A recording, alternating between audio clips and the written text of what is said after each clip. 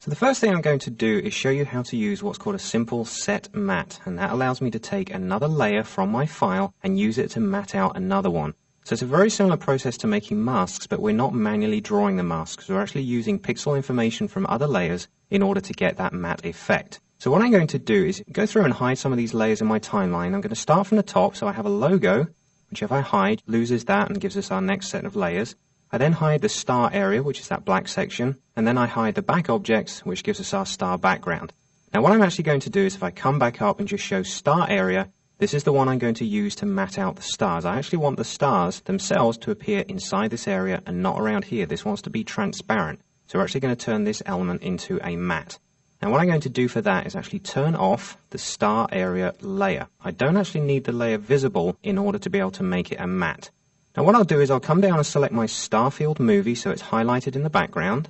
I'm going to come up to my effect menu, come down here to channel, and then come down towards the bottom and you see I have this option that says set matte. So that's going to allow me to make a matte for this layer from another layer. So let me pull this up here so we can see what's going on. And it's very straightforward. It actually says here, let's take a matte from another layer. And at the moment, obviously my Starfield movie is the selected layer, so that's not going to work. What I can do is now select here and go and choose the one that I want to actually use as a matte. And star area is the one. Don't forget it's hidden in the background. But when I select it, you'll see that this layer has now disappeared. That's because it's being matted out. Now the reason we can't see it is it's actually behind this selected area, this yellow graphic. So what I'm going to do is just come down to the timeline again and select the Starfield movie and put it above the back objects layer.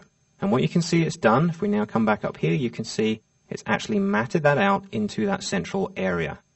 The way to double check it is to come down to the grey box in the bottom right of our comp window, hold down the Option key or the Alt key on the PC and click, and that will give us our checkerboard backgrounds to show transparency, and you can see that movie is matted out inside of there. So if I just hit the 0 key on my keypad and do a RAM preview, you'll see that this area in here is now being used as a matte. Now when we composite this into our final image, I actually want to see this blurred out. Okay, so what I'm going to do, Starfield movie is still highlighted. I'm going to come back up to my effects menu, come down to blur and sharpen, and come down here and choose a directional blur. Now this is like a motion blur inside of Photoshop, but it's called directional blur inside of After Effects. And what I'll do is just change the direction angle down to 90 degrees, and a fast way to constrain that is to hold down the Shift key, it keeps it at 45 to 90. And just gently increase the blur length. I don't want to blur the pixels too much because we'll lose the stars, but I just want to change the magnification because when we composite this later into the final scene, we will still have original stars behind that are in focus, and I want these ones to be out of focus. Now I've got the effect that I want there, but you can see that the edge of the matte is also being blurred out. Well, this goes back to some of the same knowledge we found inside the masking section, which is to do with the render pipeline and the order in which we stack these effects inside the effects palette. So all it means is that the directional blur is being applied after we apply the matte, therefore it's blurring it out. All we need to do is change those two orders around and we can see that the matte has now shifted. Now what occasionally happens here is if the layers are of a slightly different dimension, the matte is going to shift shape. Now this is very easy to get around. If I come back to set matte here, we do actually have an option that says if layer sizes differ, stretch the matte to fit. If I turn that off, it will pull it back into shape. So again, this is just to do with the stacking order here and something that might catch you out at certain points in your work process. That's exactly where you go and fix it. Just tell it not to stretch the matte to fit. Everything will come back together. Sometimes it will be the other way around and you will have to tell it to stretch the matte to fit. So again, just know where that option is and you can use it in future. Now what I'll do is I'll close that down because we're pretty much set. I'll just come back down to the timeline and activate the top layer, the logo layer. You can see that now appears on top here. And we're basically set ready to go. Now a couple of things I do want to remind you about the set matte function. The matte itself, the star area, come back down to my timeline and activate that. And then if we go back to the comp window, I can see that black shape in place. I'm just going to select that in the timeline and move it around. And you'll see that the matte itself in the background here doesn't shift. Okay, the star movie that had the matte applied doesn't shift. What it's doing is it's taking the layer information, but it is not taking the layer's position or size or rotation. It's purely the original pixel data. It's very important to remember. The other thing to bear in mind, I'm just going to go down to the timeline and select the Starfield movie. So we're selecting the movie that has the matte applied. If I just grab one of the corner points and scale it using my Shift key, you'll see that the matte goes with it. And that's because the filter is being told to apply the pixels of the matte to the layer, and obviously if the layer increases, so does the matte. So do bear these things in mind because they can catch you out. You'll get some nasty rasterization here because the pixels are just getting larger. So you do need to be aware of these things when you start editing these masks around. So I'm just going to hit Command Z there and back up a couple of steps, and I'll go back down to my timeline and just turn off the star area graphics so we still have the stars here in the background. Now that project is pretty much set. Now set matte itself can be used in another couple of ways because it can be used with moving footage as well. And I'm going to show you some of the drawbacks of that. For that, I'm just going to close this composition down, and I'm going to open the second one here in the project window, which is called Fractal Matte. So just double click that and open this. And what I'm going to do is show you that instead of just using fairly hard edge graphics to do a matte, we can also use soft edges, which gives us a real nice feel. So what I'm going to do for this lesson briefly is jump across into Photoshop, because I need to create a graphic that I'm going to use. And then I'm going to go to the File menu, create a new file. I'm going to use the same preset that I've been using for the actual animations, which is down here, 720 by 540 NTSC 601. It's 72 dpi and it's RGB in color, obviously, so we're making sure everything matches. And once the file is open, I'm just going to use a couple of effects to style it up to make a background. So first thing I'll do is come down to the bottom of the toolbox and hit the default color option, so it just turns everything back to black and white. Then I'm going to come back up to the filter menu, come down to render, and come across to clouds. Now, as soon as I choose that, it's going to use the black and white values to create a misty cloud background. And what I want to do is edit some of these colors to make them a bit stronger and then also stretch them. I'm looking for a specific type of background. I'm going to come to the image menu, go to adjustments, and go to levels, which is right here at the top. And when this dialog box comes up, all I'm going to do is just drag around some of the output levels here in the center. And as you drag the central point, which is the grays, you see they become lighter or they become darker, which is exactly what I'm looking for. And then I can also drag the white point out so the whites become a little bit more contrasty. And I can also drag the black point down as well. So what we've done is just given ourselves some more depth of color inside these background areas. I'll click OK. And I'll go back to my filter menu and go down to blur and choose motion blur. Now this is exactly the same as the directional blur we just saw in After Effects. And when I choose that, you can see that my motion blur at the moment is set to vertical. This is just the preset I was using. So I can always go around and change the direction of this. I actually do want it to be upright, so I'm going to leave it at 90 degrees. And then the distance I can drag a little bit more, just so we're getting some more distortion there. So I'm going for about 180 pixels. Okay, so let's go ahead and click OK. Come back to the main window. And one final thing I'm going to do is go back into levels now and also pull some of that contrast back. So I'm just going to again go to Image, Adjustments, Levels, and you see that my levels have obviously changed, so I'm going to increase these white areas, pull the gray areas down, also pull the black areas down. So we've actually made this kind of very distinct misty background just from rendering clouds and playing around with a couple of filters. What I'll do very quickly is just save this, and I'm just going to call it Clouds, PSD. Let's come out of here and go back into After Effects. And what I'll do now is just go to the File menu and quickly import that file. And I will come down and choose Clouds. This is the file we just saved out. And I'm just going to bring it in as straightforward footage, nothing more detailed than that. So I'll say OK, that comes in. What I'll do now is just drop it down into my timeline above this Starfield movie, because what we're going to do is use it to mask out that particular set of QuickTime pixels. So we're going to use these white areas and dark areas to reveal and hide, again, using Set Matte. So all I'll do is I'll go through and select the Starfield movie from my timeline, go back up to the Effect menu, go down to Channel, and again choose Set Matte. We're using the same filter, but this time we're using a different image. And then all we have to do is choose the same preferences we did before. We're actually going to say take the matte for the Starfield movie from the layer above it, the Clouds file. Okay, so it's now going to use these pixels. Again, we can't actually see anything until we go into the timeline and turn off the Clouds layer. Now, if we come back up to the COM window, you'll see that we're not actually seeing what I would expect to see, which is the transparency of the clouds affecting the stars. It's a very good reason for this. When we last used the Set Matte Channel effect, we had it defaulted to, say, Alpha Channel. Now, that was using the Alpha Channel information from the small Illustrator graphic we had on the page, which obviously had its own transparency. This clouds layer does not have any transparency. All it does is it contains levels of gray, white, and black. That's luminance, that's levels of color. So what we can do, instead of using use for matte, use alpha channel, I'm going to say use the luminance from the layer. Now what that's doing is actually taking those darker levels, making it transparent. It's making the lighter levels and making it opaque so we can see the image through here. And again, I'll just hold down the Option key or the Alt key and click on this background box here.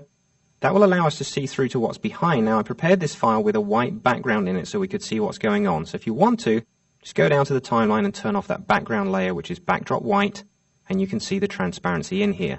Now, if this hides too many stars because the background's kind of disappeared, there's too much black inside the mask, come back up to the Set Matte window here and choose Invert Matte, and that will obviously choose the opposite values.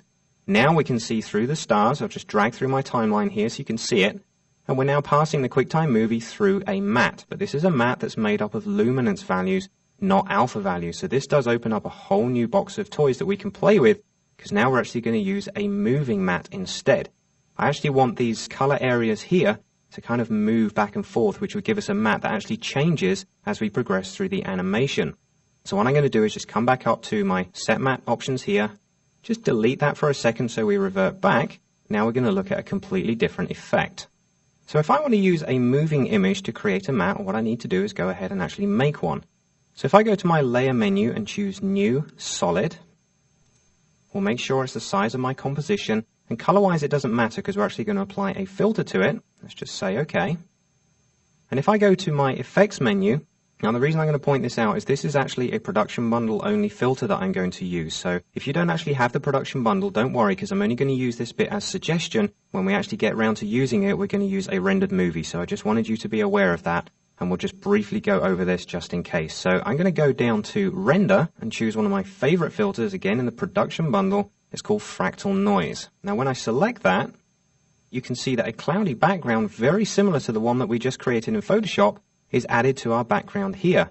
The cool thing about this is I can edit it as much as I want and also animate it. So I'm going to go through here and just set some very, very basic controls. First thing I want to do is adjust its transformation. I want to make sure it's a specific size. So let me drop these options down. And you can see I have uniform scaling set, which will allow me to scale the whole thing up or down in proportion. That's not what I want to do. I'm going to turn off uniform scaling, which now gives me vertical and horizontal scale. So as I drag out this one, you'll see I'm able to change the width. I actually want to come back this way because I want the noise to be quite thin. Then I'm going to take the vertical scale and drag it in the opposite direction. So we're creating a much higher look. This is very similar to that directional blur or motion blur that we were applying a second ago in Photoshop. We're trying to achieve that same result. So that's pretty much the scale options. If I just close that one down. Next thing I want to adjust is the complexity, and that's the amount of detail that I see here in the background. If I just drag that to the left, you'll see that it's getting a little bit more blurred as I go along. Obviously, I can come the other way and increase it so it's more grainy, more texturized. I'm actually going to make it much simpler. It's just like we're applying an overall blur again. So down there is pretty good. 2.8 is pretty good. And then all we would need to animate here is the evolution value. And as I rotate through that, you'll see this rotates through the evolution of the filter, giving us this really nice animated background. Now let's say this has all been preset. I've got the animation keyframed in. I'm ready to actually use it as a matte. We will encounter a problem. What I'm going to do is just close that window down. I'm going to come back to my timeline and select the Starfield movie layer, because that's obviously the one we wish to apply the matte to. And at the same time, just hide the solid one at the top, because don't forget it doesn't have to be visible in order for us to use it. Then I'm going to go back up to my Effect menu and again go down to Channel and over to Set Matte. So we're using exactly the same filter again. And obviously we go through to the top level here and say which layer we want to use as a matte. So I'm going to choose Solid 1. And if I say go back down and use Luminance, because don't forget it's not using an alpha channel, it's using the gray levels, we don't actually see what I want to see. What we get is a checkerboard background here that is a constant value. It's not taking in the light and dark values from the layer. The reason for that is the layer that we're using as a matte needs to effectively be rendered. What we're asking it to do is to take a matte that now has an effect applied to it, and it's all again to do with the render pipeline. Because those pixels haven't effectively been rendered onto that solid with the fractal noise, we can't use this layer unless we either pre-compose it to make another composition or we render it. So this is why I wanted to point it out with the fractal noise, just so you know that that option is there, but you do need to have a render or a pre-comp in order to make it work. So what I'm going to do is just turn off Set Matte for a second, close this window down, and then if I come back down to the timeline, I'm actually going to remove that solid that we have in there because we're not going to use that. Like I said, we're going to use a render. I've just gone through and rendered one of these files already. If we come to the bottom of the project window here, you can scroll down, and towards the bottom here I have a movie called Fractal Noise. And if I double click that movie, let's go into full screen and just hit play, you can see exactly what I've got. This is what the render will look like once we animate those evolution values. Because this is now a finished and rendered layer, we can use this as a matte that changes its color values. Just going to close that down and then drag that from my project window down here on top of everything else if I want to. Doesn't matter where it goes in the layout because don't forget we hide it because we're not actually going to see it. We're going to use it as a matte. So if I go and select the Starfield movie, I'm going to hit my shortcut to bring the effects window back, which is Shift-Command-T on the Mac or Shift-Control-T on the PC. Brings back up that option. I'm going to turn Set Matte back on, and this time I'm going to go through here and say give me the fractal noise layer, which we've now added, and it says now it's using luminance, and that's what we specified a second ago. That effect has been remembered. Again, we can hit invert, and we can use the opposite values, or come back down, and then what we can do is do a preview of it. Now there's something here that does catch a lot of people out. We've got our transparent background here so we can see the matte and everything that's going on. If I decide to hit 0 now and do a RAM preview, I don't see that at all. Now I am effectively seeing the matte, but because it's being dropped onto a black background, I'm not seeing it. Well, what's going on there? Well, RAM preview doesn't allow us to see the checkerboard transparent background. It always composites it onto the general background color of the composition itself, which in this case is set to black. So again, just one of those little things that can catch you out. Instead of seeing that with the background, you can either scroll through it and actually see it on the checkered background, or again, the whole reason I put the white layer in the background here is so I can turn that on and then do a RAM preview because it's being rendered on white. So you can now see this lovely effect of these color bars moving across the image and giving us a really nice pattern. So that's something really cool. Many different things you can do with the set matte filter. And again, that's dealing with alpha channels and luminance channels. Obviously, it also works with other channels of images as well, such as red, green, and blue, which is what I'm going to show you now, but using a completely different filter. So let me close this one down. I'm also going to close down this particular movie and come back up to the top of my project window, and I'm going to open this third project, which is called Shift Channels Modes. Double click to open that, and then we can see what's going on. If we drag our time cursor through the timeline here, we'll see that I have a Starfield backdrop again, but this time I have a movie that's been animated over the top, so it's a separate layer. This is one of the Art Beats clips from the Flames and Explosions suite of products. And I've been using these for many, many years. Got a wonderful collection of effects for flame, smoke, fireworks, things like that. And these are really cool. Now what I've got in this instance is a desire to actually matte out this background. And for this I'm going to use something slightly different. I'm going to use a process called Shift Channels. Instead of using another layer in order to set that matte, I'm actually going to take a value from this layer itself. If I come to the comp window and click down here on the red, green, and blue channels across the bottom one at a time. So this shows me my red values for this set of layers, the green values, and the blue values. And obviously if we hit the alpha one, there will be nothing because there's no alpha channel on this and we're trying to create one. If I go again through the green, the blue, and the red, we can see that the red is the one that actually contains the most sort of gray levels and brightness in the center. This would work really well as a matte if we could use it. Well, we can, and what we're going to do is tell After Effects to shift the red channel into an alpha channel for this particular layer. Obviously we're going to use Shift Channel for that function. So let me turn off the red channel so we see everything back in RGB. I'm going to select the layer itself. See our 2 position keyframes are here. And I'm just going to go to the Effect menu, again go down to Channel, and then come down and choose this new one called Shift Channels. Now when I select that, the image itself isn't really going to change because we haven't done anything yet, but what we get is a very simple option. We're only able to shift the channels between this particular layer's channels itself. So at the moment it's saying take the alpha from the layer's own alpha channel. Okay, I can leave that as it is. This is a pretty cool way just initially to introduce you to this filter. It's a great way to just swap colors around. So I could say let's take the red from the green channel, so it actually copies the green values into the red.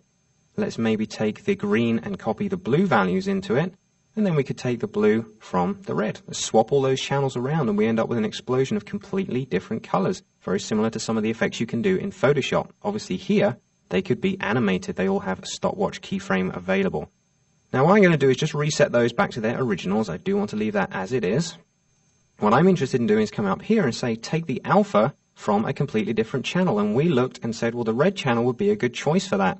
As soon as I choose it, you can see now that I've got a great matte already been applied to my background, and the explosion is really nicely transparent. We've lost all of the edges because we've used the grayscale or luminance values from the red channel and turned them into an alpha channel.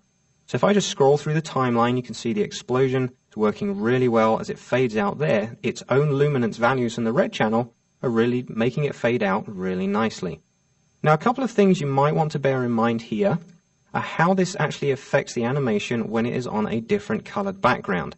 When it's on black, this effect works really well because you're not seeing any sort of artifacts that might be left over from the edge, which there may well be because of the red channel actually had some lighter gray around the outside here. What we can do is actually use a layer blending mode just to tidy this up. Now if we go back down to the timeline, and I'll just scroll across a little more so we can see a bit more color here in the corner of the screen, and we come down to the Flame Bang movie. This is the one that we're actually editing, and at the bottom here we have our switches and modes. Now this is going to change from the switches options we have here to the layer blending modes. I'm going to go into more detail about these a little bit later on, but I just want to choose one here that's pretty important in this instance. At the moment we're using a normal blending mode, which is very much the same as Photoshop, okay? The pixels are there, they're not being told to specifically blend with the ones beneath in any particular way. Now we do have all the layer blending modes here that Photoshop has, plus more. If I go down towards the bottom, I'm going to use this one. It's called Luminescent Pre-Mul or Pre-Multiply. Very similar to the functions we used for importing files with alpha channels, because we went through a pre-multiply option because it had already been added to a background color when it was brought in. I can choose luminescent pre-multiply, and you see it pulls back a whole load of color because it's basically stripping the black out and replacing it with red. Again, the same as we did with our import files. Remember we had the file that had the blue backdrop. We used a pre-multiply color of blue to extract that and pull back the original color which it was blended with. Well, we're effectively doing the same here. Now, the other way that this affects it is if this image appears on a lighter color background. We're on dark, and again, we can see much more color. If I come down to the timeline and turn off the Starfield movie, we'll see a white backdrop, and you can see that the color is pretty good around the edge here. If I went back to my luminescent pre-multiply and scroll all the way to the top and choose normal again, you'll see that those darker areas have been pulled back in because it's not being pre-multiplied anymore. It's just using the pixels that the red channel is revealing. So if I just hit Command Z there and pull that pre-multiply back, you can see a really nice effect. So I'll just go back down to the timeline, turn on the Starfield movie, and just scroll through here. You can see a really nice bright explosion and a perfect matte that's been set from a file that didn't have an alpha channel, very simply using one of its own channels to do the transparency for us. So this is definitely something you will use down the road. Very easy to apply and very effective in the end result. Now, I've just introduced you there to one of the layer blending modes. I'm going to look at those in a little more detail now. Let's just go to the effect menu here and just turn off that effect just to reset ourselves back to where we were. We can always call it back if we need it. And what I'm going to do is come down to the timeline, and I'm going to play with some of these layer modes. Now, I'm not going to go through all of them because they do so many different things. Again, I'm going to go all the way to the top and just choose normal. So we reset back to where we were because we don't need the luminescent pre-multiply when we don't have a matte applied. But you can obviously go through these and try them out as if you were in Photoshop. So you can go through each of the modes one at a time and see the type of effects and how it colors the background differently. Okay, so lots of different effects going on here. Nice little shortcut for working your way through these is use the Shift key and the plus or the minus on your keyboard, and you see that's changing me through one mode at a time and giving me different variants of that as I go through each of those options. So this is a pretty fast way to go through and decide, well, which one gives me exactly the look I'm looking for. Something else that will obviously affect it is the transparency of the layer below it, or even the color of the layer below it. If you use multiply or screen, that can be affected as to whether it goes onto a black or a white background. So I'm actually going to choose one of those just to show you. If we come down to the options here and say let's use multiply, what it's going to do is it's going to multiply the black onto the background and leave the center part pretty much transparent because the lighter pixels are being removed in order to see the background. Alternatively, if I go back down to those layer options, let's come down a little bit more and choose this one called Screen. Now, this is one I use all the time in Photoshop as well. It's a great way to remove all the black pixels around the outside of a layer, leaving just the central ones. Now, what you might be thinking at this point is, why then would I go to the trouble of using the Shift Channels function a second ago to do a matte when this option is so much quicker? Well, the reason for that is when I'm using screen mode like this, I'm not making an alpha channel. This layer is just being told to blend itself with the layers below using a specific blending mode. It's not making anything effectively transparent. So if I was to go into my effects menu and apply a drop shadow under this, it wouldn't actually work. What I'm going to do is just go ahead and do that just to show you. I'm going to come down to my timeline and actually adjust the transparency here of my Starfield movie just to lighten it up. So I'm going to hit the T key, get my opacity values, just drag down so we can see a little bit of transparency in here. And then if I was to select the Flame Bang movie itself, go up to my effects menu, come down all the way down to perspective and choose drop shadow. Now you'll see at the moment, nothing effectively happens. There's definitely no shadow appearing from in here. That's because we have no alpha channel in here. Even if I go back and select the layer blending mode for that and choose screen, so we lose the black, we're still not going to see a drop shadow because we don't officially have an alpha channel. That's what the drop shadow is requiring us to have when we apply this effect. And what I can do instead, I'm just going to go back to the timeline and reset the layer blending mode back to normal. Okay, so we get the original layer back. And then in my effects palette here, I'm going to go and choose shift channels again, because don't forget we still have the matte set so we can use it. And now when I turn that on, you can see I have a little bit of a dark fringe around the outside. That's because the drop shadow is now recognizing that we have an alpha channel created from shift channels. So if I come to the distance option here and click and drag, you see I'm able to drag a drop shadow further away from that original object. The shadow is being created using exactly the same pixels from the layer itself. And don't forget the alpha channel is made from the layer itself as well. It's made from its own red channel. I can go into the softness, just gently soften that up, maybe slightly increase the opacity value there. And if I just scroll through the timeline, you can see the shadow is actually moving with the original object. So there's, again, one of those other pipeline rendering issues that you need to be aware of. Again, the shadow is being added on top of shift channels. But the shift channel option is very important because it is creating the alpha channel for us, and that's the most important thing here. The layer blending modes are great for very quick and easy mattes, but this one is definitely more effective because you do achieve that all-important alpha channel.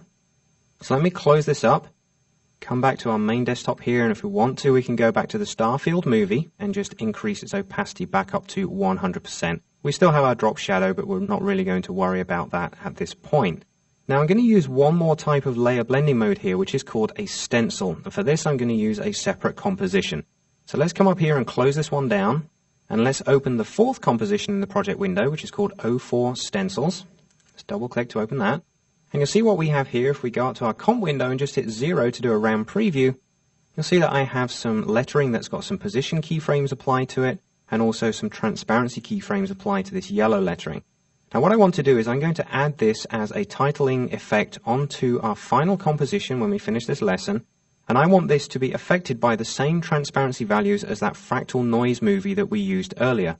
Now if you remember when we used it earlier, it only affected one single layer, because we selected that layer and told it to say set matte, and we chose that QuickTime movie and used the pixels from it. Well, if we do that in this case, I'm going to have to select all 4 layers and apply that same filter each time. Can be quite time consuming to do that, and also quite annoying if you have to update it or change the movie or even change some of the timing of things. So what we're going to do instead is use a layer blending mode which can achieve the same effect but for all the layers in a composition. It's called a stencil. So if we come to the project window and again just scroll our way down, we'll find the fractal noise movie here that we used earlier on. If you want to use it, we can obviously drag it or use it again, but if you look down here at the bottom of the timeline, I already have it in place. So if I just go ahead and turn that on, you can see it in the background of the file.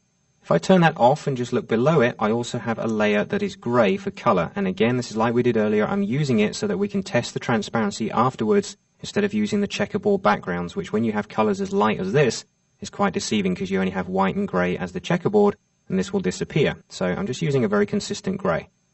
The fractal noise needs to be on in this case because it's going to be using a layer blending mode. If the layer is not visible, the blending mode cannot be applied. So we're not using it as a set matte, which is the whole reason that we hid it before. What I'm going to do is drag it up the list and place it on top of everything else. And then all we need to do is again go across to our switches and modes, so we're using the layer blending modes. And for this particular layer, I'm just going to click on here, again go all the way down to the bottom, and we have these 4 options. We have Stencil Alpha, Stencil Luma, Silhouette Alpha, and Silhouette Luma. Now the Luma options are the ones that we're going to need because these use, again, the luminescence, the grayscale levels of the layer that we have to apply the mask with. If I use Alpha, it's going to look at the outer dimensions of my layer and not give me the same effect. So again, that's very important. Very important as well when we go into track mats, which we're going to go across to in just a short while.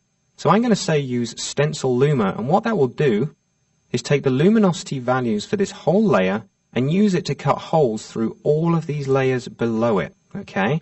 Again, the easiest way to check it is maybe just turn off my background layer here. Obviously everything goes black because our composition background is black.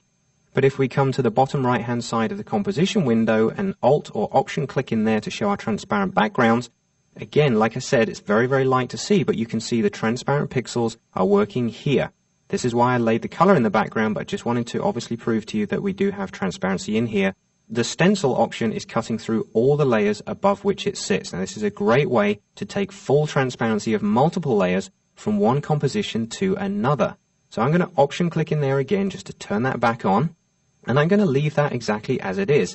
If I just hit the 0 key and do a preview, you can see obviously the movie in here is animating inside of the lettering, and this whole black background here is completely transparent, so we're going to be able to use that as a composite in just a second. So there's our RAM preview, whole background is set.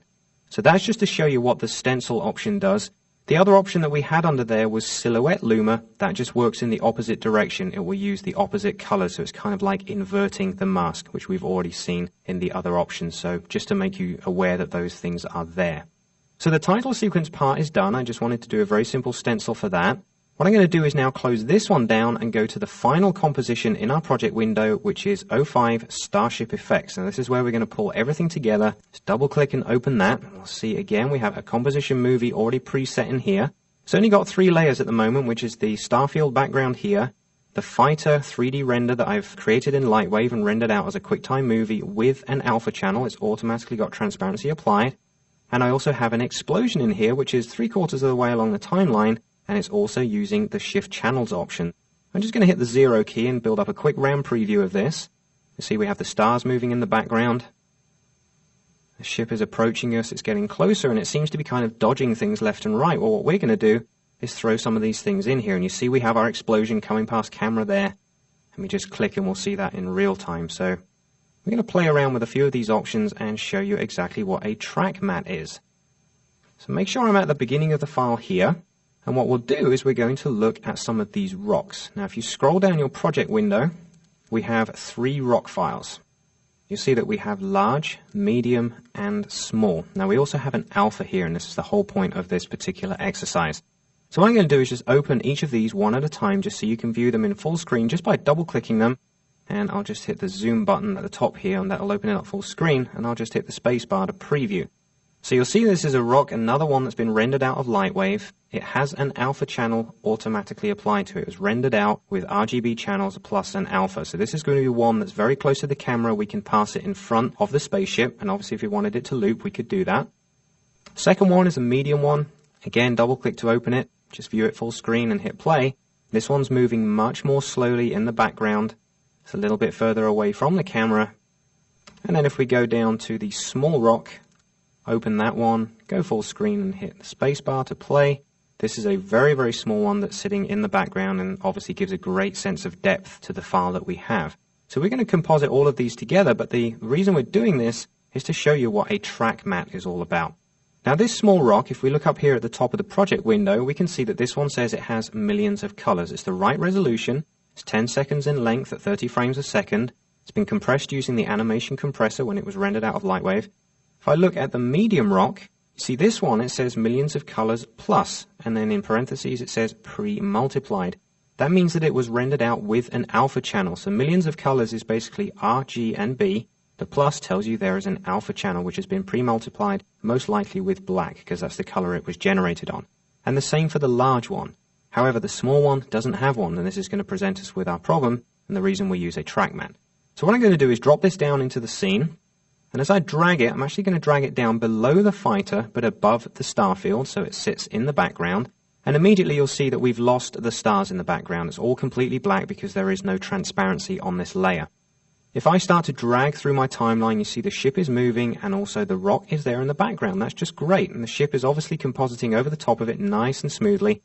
I don't actually want the rock in that position, because if I was looking at this as a basic film shot, it almost looks like the rock is actually going to fly into the spaceship. I want it to look a little bit offset so it's not sitting right there. So all I need to do is the layer is obviously movable. I'm actually going to click it and just drag it up the screen, using my shift key for this just to keep it in place, and drop it round about there. Now it doesn't look quite so threatening. It looks definitely like it's more in the distance, and then as this comes up much larger, you do already have a feel for it being so much further back.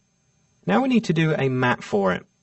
Now if we come back to the project window, you'll see that below the Small Rock movie, we have Small Rock Alpha movie. And if I double click that to open it, and again go full screen, hit play, what you'll see is a white version, a perfect alpha of our file. Again, this was rendered out of Lightwave for a specific purpose, where the channel itself is completely white for the opacity. The black background is going to represent transparency. So let's close this one down. Now if I was to just simply drag this matte down into the scene, place it on top, because all track mattes are going to go on top of the layer which it is actually matting out, it will be dropped into the original position in the center of the page. And also we obviously don't have the position adjustment here. We may have adjusted the speed of that rock in the background. Everything could change. Now this is quite awkward because you've then got to match the two up, the matte and the file which is going to mask out. So instead of doing that, let me show you a really great shortcut. I'm just selecting that alpha layer here inside the timeline and just going to delete it. And instead, I'm going to select the Small Rock movie we have and hit Command D or Control D on the PC to duplicate it, which places another one on top with exactly the same specifications, same position, scale, rotation, duration, all these things we could have changed. Even effects would also be kept in here. So we've now got a duplicate on top, but I now want to replace that with the Small Rock Alpha movie that we have here. Great little shortcut. Make sure they're both selected, hold down the Option key or the Alt key on the PC and drag the Alpha movie directly onto the one that we see here in the timeline, the duplicate, and when I let go, it's replaced it with the Alpha movie, but it has kept everything exactly the same. So if we now look at the full screen again, you can see that the black selection is over the top here, and if I just move through the timeline, we can see the Alpha for the rock is up here. If I just in the timeline hide the Alpha, you can see the rock itself is in exactly the right position underneath. The two of them match perfectly. So how do we make them a matte? Very, very straightforward. Again, we come down to the bottom of the timeline to where it says switches and modes. Click on mode so we can see what we're up to. And over here on the right hand side, we have the track matte function. Now this is really cool because it allows us to choose a layer which is already above the one that we have and use its luminance values to create a matte. But the matte is already moving. Now the layer itself can be moving, but it also contains moving pixels. So this is a great way to apply the transparency. Again, you're actually making a track matte. You're not making an alpha channel. So do bear this one in mind. So what I'm going to do is look at the options I have, and we have no track matte, which is obviously what we're set to right now. If I was to apply this to this layer, it won't actually work. You'll see the first option I have is alpha matte, but it's saying use fighter movie for the alpha matte. Why is it doing that? That's because the track matte options only work from the layer that you're on to the layer above. The layer above is used for the track matte. So do make sure you have the right movie selected. Okay, we're going to make sure we have the full color rock selected here and the alpha is above it. Let's come back down to track matte and you see we have 4 straightforward options, very similar to Silhouette that we used a second ago. So we have alpha matte. The alpha channel will not work. The layer above doesn't have an alpha. It only has luminance values. Don't forget, it has no transparency. It's a solid layer containing black and white pixels. Alpha inverted would just give the opposite of that, but still no result. What we want to do is choose Luma Matte, and that will create a matte from the layer above. And you see, as soon as I've chosen that, we have perfect transparency around the outside of that particular graphic. If I just scroll through the timeline, you can see that that's beautifully matted on the background using the black and white track matte. Okay.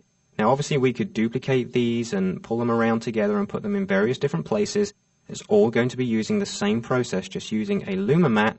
Obviously, you could use a Luma inverted matte, which would give you the opposite side of the mask, but that gives us exactly what we need. Now, the other 2 rocks have alpha channels on already. So let's go back to the very beginning here and drag these in for our animation. So I'm going to take the large rock and drag it on top of everything else because it's going to be the item closest to the camera. And obviously, we are making sure our time cursor is right at the beginning here, so it's added in the right place. But if I drag through this, you'll see the rock is kind of happening a little too soon in this animation. So I don't want it to start appearing until round about here when the spaceship is a little bit further away. So once my time cursor is here, I need to drag the large rock movie in time to this particular point. Let's just drag it along there. So you see now it will come in Again, a little bit too soon because that rocket's coming back. Now, the other reason for this is that the rock itself is fairly slow. Okay, it's happening over about 3 seconds of animation. I actually want to reduce that down. So what I'm going to do is come down here to the time stretch options at the bottom here so we can see how long the duration of the layer is. And you see it says 3 seconds. I'm just going to click on that and change the duration of that down to just 1 second. Okay, now it will happen much faster. Let's close that back up. And as we scroll through it now, we can see that the spaceship gets just out of the way in time for this rock to come by. Now, given that this rock that's moving by is so fast, what we could also do is go to our effects menu, go to blur and sharpen, and again go down and choose directional blur. Same as motion blur inside of Photoshop. And again, I'll just shift drag the direction around so we can see it at 90 degrees, so it's facing the right way.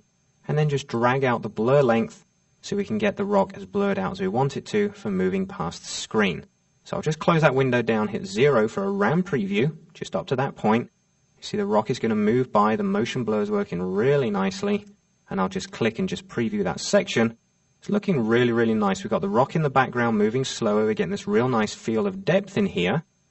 And obviously shortly after this rock comes through, there's also going to be the explosion. So there's a lot of things going on here. What I'm going to do is go back to the project window and bring in the medium rock, so we can have 2 or 3 of these in here, and I'll drag that down the list to below the fighter movie. Okay, that's going to sit in between the background rock and the fighter movie itself. And don't forget, these all have alpha channels, these 2 extra rocks, so all the transparency is taken care of. And we can see where that's going to come through. So in fact, as this object comes out, that's in a pretty good location, happens about the right time, but again, it's just a shade too slow. This movie is actually 6 seconds long. So again, I'm just going to go back to the duration options. Here it is, 620. Let's just click on that and specify a different time. I'm going to bring that down to about 320. Okay, so set these preferences to whatever you want to. Obviously, it's your fun to play around with this animation, achieve the result that you want, but just by shrinking that down, that rock's now appearing quite nicely behind, and as the ship comes around here, we get our explosion. So all those compositing effects are now done. What I want to do is mix it with just about everything else that we have in here. So let's go all the way back to the beginning. And then up here inside my project window, I'm going to scroll back up to the top, and we're going to use a couple of these original compositions. You see here we have the Starship logo, the very first one that we created. We also have the stencils for the title sequence. We're actually going to composite those in and produce the final movie. So let's take the first one first, the Starship logo that we created with the set matte function, and we'll drag it down into our composition on top of everything else. And we can see that the transparency has been retained from the original file. This background we see here is the one in this composition. The other one that we had, which was blurred out, is inside this background here. So let me just hit a 0 key again just to do a RAM preview. And you can just make out the stars blurring through the background there. If I wanted to go into the other composition and turn off that top graphic, we can see it a little bit clearer, but everything's being composited on. It's nice to work in other compositions and only have specific elements, and then when you drag them into other compositions, all the transparency values are respected, and that's really, really nice. So I've got a nice title sequence going on over the top here. Let's go back to the project window again, and this time take the stencils file, and we'll also drag this one to the very top of our timeline.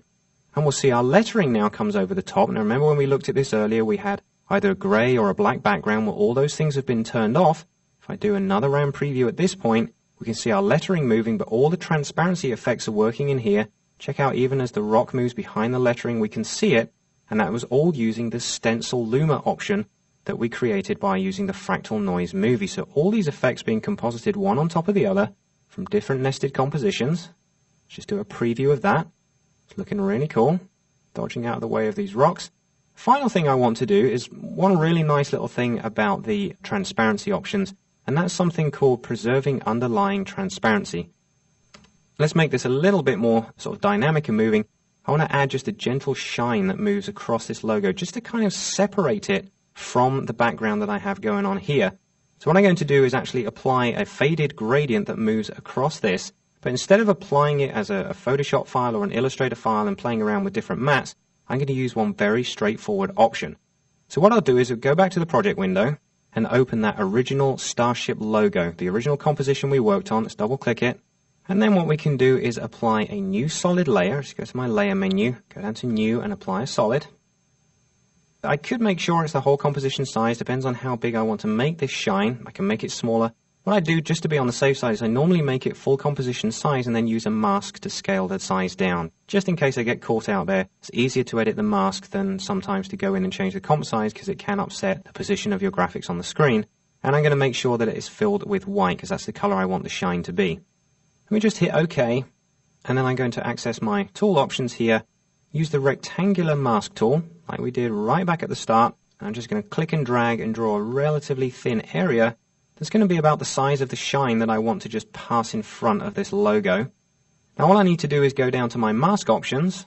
Let's just hit double M, then it accesses all of them, including feather, which we're going to need. Just make sure anti-aliasing is turned on so it's nice and smooth. And then we can just go and say increase feather. So I'm just softening up that edge. You can see that happening quite nicely there. That gives us just the right amount of shine. What I want to do is then just rotate the mask slightly so it's at more of an angle as it comes past the logo here. So I'm just going to double click its outside edge, kind of activates that free transform option. And you'll see as my cursor is outside of it, I can actually rotate it around. And you'll see that the layer itself, its bounding box, is changing because I'm actually editing the mask. I'm not rotating the layer here, just the mask on the layer itself. And maybe let's just pull that up there and position it off to one side. So what we're going to do is just animate it moving through the logo here. Just drag it off to the left here. And then if we come back down to the timeline, I'm going to apply a keyframe for mask shape. Again, remember that we're only editing the position here, but that is counted as mask shape when we edit the mask itself. So let's now move the timeline along to maybe 3 seconds, gives us enough time for this animation to happen, maybe a shade more. And then we'll come back up to the comp window, and again, just double click the outside so we have our free transform, and then just drag that mask along through the object. My second keyframe is applied, so if I just scroll back through my timeline, you can see that the mask there is animating through the object. How do we now make that disappear inside the object only without using all the extensive set mask options? Well, let's come back down to the timeline. Let's collapse all of these things because it's not specific to the mask itself, it's actually specific to the whole layer. And again, come down and choose the modes because this is where most of our matting and transparency options have been found with the layer blending modes and the track matte. But you'll see you also have this little button here which says T. And this actually means preserve underlying transparency. And what that means is it's going to use the transparency values or the alpha values of all the layers below this to mask out the one at the top. It's almost like a reverse stencil, but it's a great way to work. Go over here and I'm just going to click on it. As soon as I do, that layer completely disappears. That's because it's now being masked out inside these pixels here. So let me just hit Shift Command A or Shift Control A to deselect everything that's going on. And then if I just scroll through the timeline, you'll see as I do, the shine is now passing in front of that logo and straight through and out the other side. And it's a really easy way to do something like a glint, and that's what Preserve Transparency is about. Now don't forget, we've been doing this inside the original Starship logo composition. If I close that, and we see the one underneath, which is our main composition, if I drag through that now, you'll see that the shine is on there because we affected the original nested composition. So what we'll do is we'll just hit the 0 key here and render a full RAM preview of all of this. And there you have it. This has given you a great idea of all the transparency, track matte, set matte, shift channel options, all the various ways of creating mattes inside of After Effects. And that will open you up to so many more options for creating really cool effects and motion graphics.